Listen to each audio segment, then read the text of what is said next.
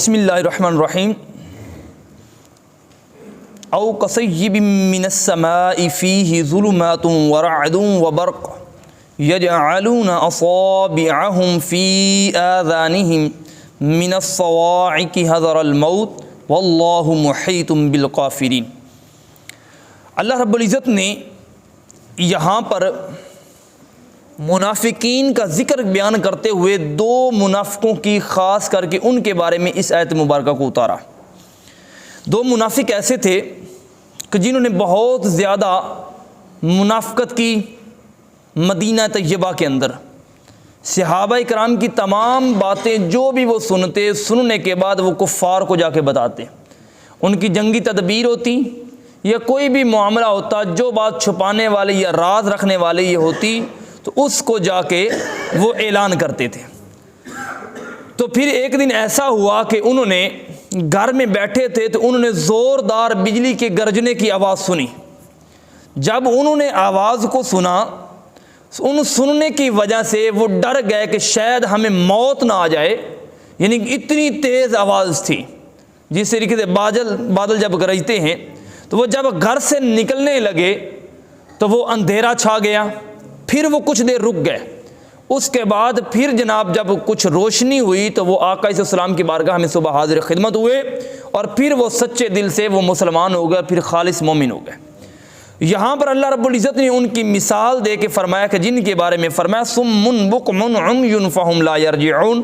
پیارے حبیب، یہ سم والے لوگ، یہ بکمن والے لوگ، عمیون والے لوگ جن کے بارے میں میں نے کل عرض کیا تھا، ختمہ سمن، ختمہ بکمن، ختمہ عمیون، یہ گونگے ہیں، یہ بہرے ہیں، یہ اندھے ہیں۔ ان کے بارے میں فرمایا او کصیب من السماء،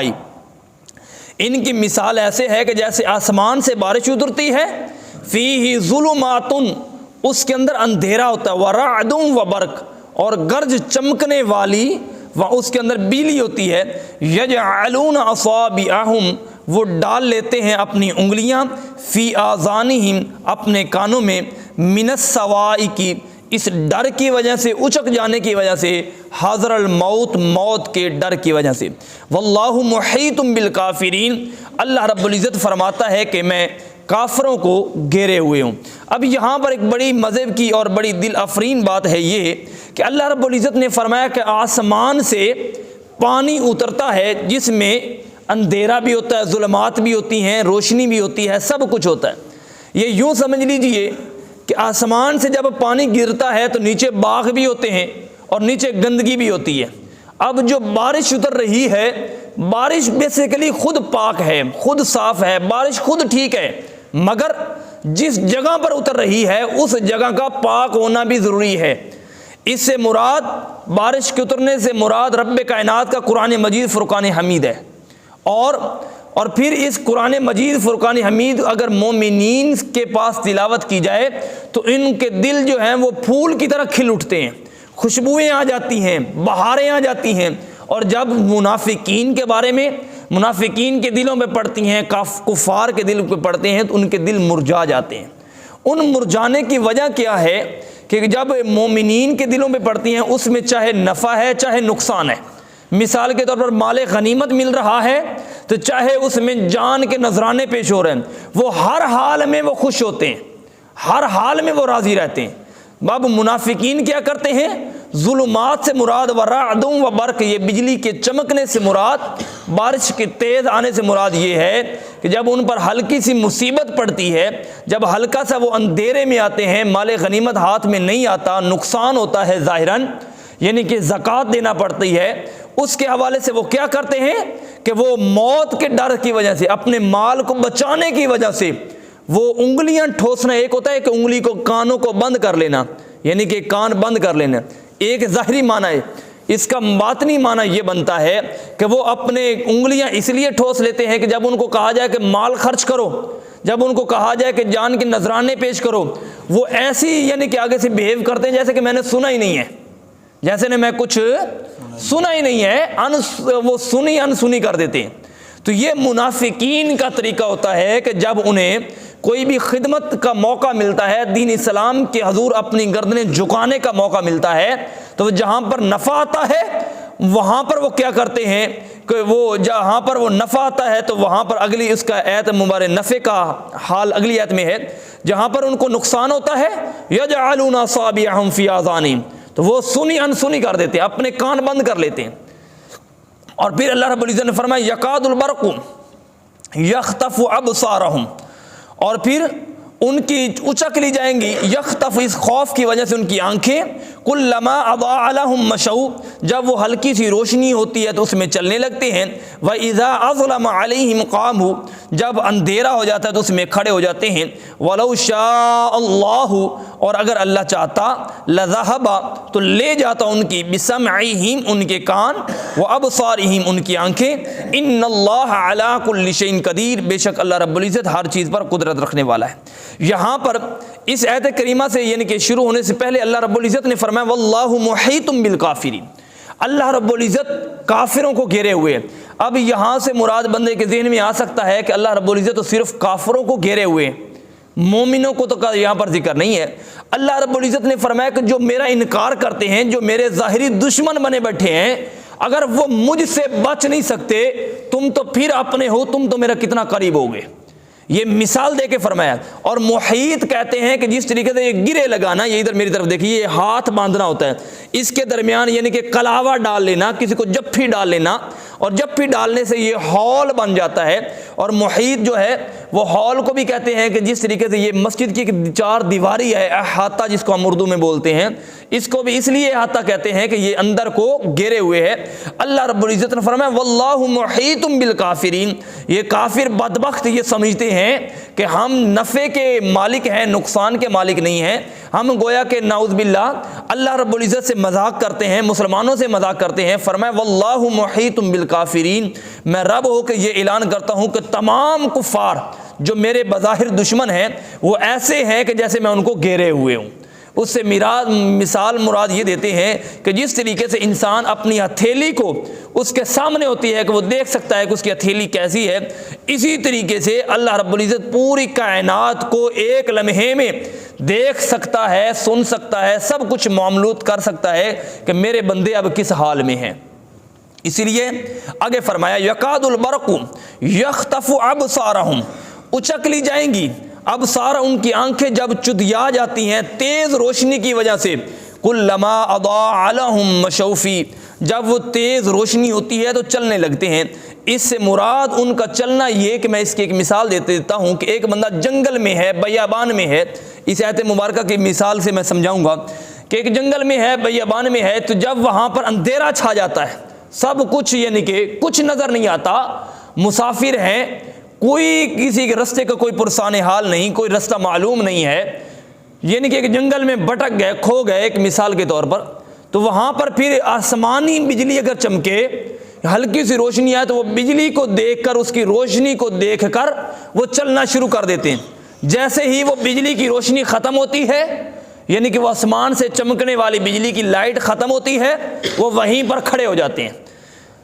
اب یہاں سے جو یہاں پر فرمایا گیا صحابہ کرام کے بارے میں اور منافقین کے بارے میں وہ یہ کہ کچھ لوگ ایسے تھے کہ جب وہ بظاہر چمک، مال کی چمک دیکھتے، اضاء لهم مشوا فیہ، تو اس کی جانب چلنے لگتے، مال غنیمت دیکھتے اس کی جانب چلنے لگتے، جب کوئی زمینوں کا مل جانا دیکھتے تو چلنے لگتے، جب لونڈیاں، غلام، خچر، گھوڑے وغیرہ حصے میں نفع ملتا تو منافقین دین اسلام کی جانب چلتے، اور چلنے سے مراد ان کے دل میں حبیت اسلام بڑھ جاتی، محبت اسلام بڑھ جاتی، محبت مصطفیٰ بڑھ جاتی، محبت خدا بڑھ جاتی۔ وَإِذَا أَظْلَمَ عَلَيْهِمْ قَامُوا، جب انہیں نقصان ہوتا، جب وہ اتنا کوئی بھی نقصان ہوتا، مال دینا پڑتا یا کچھ کھونے کا ڈر ہوتا یا کوئی اور بھی دین اسلام کی وجہ سے ظاہراً جو وقتی نقصان ہوتا، اس نقصان کی وجہ سے قاموا، وہ کھڑے ہو جاتے، بس جی ہم اب اسلام کی طرف نہیں جائیں گے۔ یعنی کہ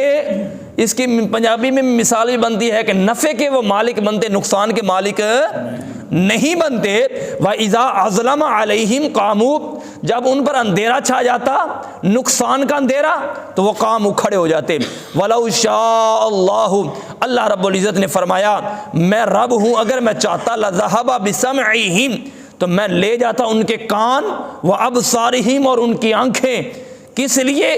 کہ وہ اندھیرے میں بھی نہ چل سکتے، روشنی میں بھی نہ چل سکتے، یعنی کہ دین اسلام کے لیے کا ہدایت والا جو دروازہ ہے،